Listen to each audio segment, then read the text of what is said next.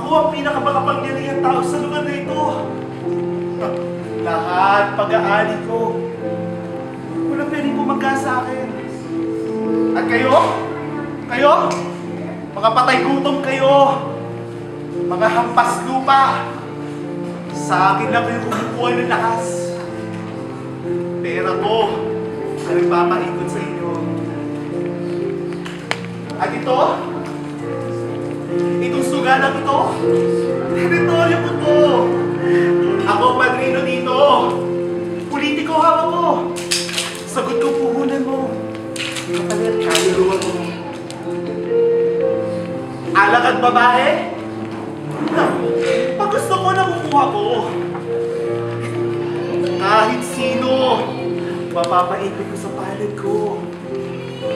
Alak, walang sawang dumadaloy sa aking kalamunan.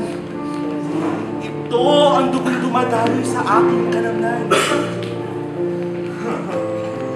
Droga? Ano gusto mo? Lahat kaya kong bigay sa'yo. Shabu? Marijuana? Capsule? Cup syrup? Injection? Lahat yan meron ako! Dito ramdam ko ang langit sa lupa. Dito nararamdaman ko na parang umiikot sa alpaa.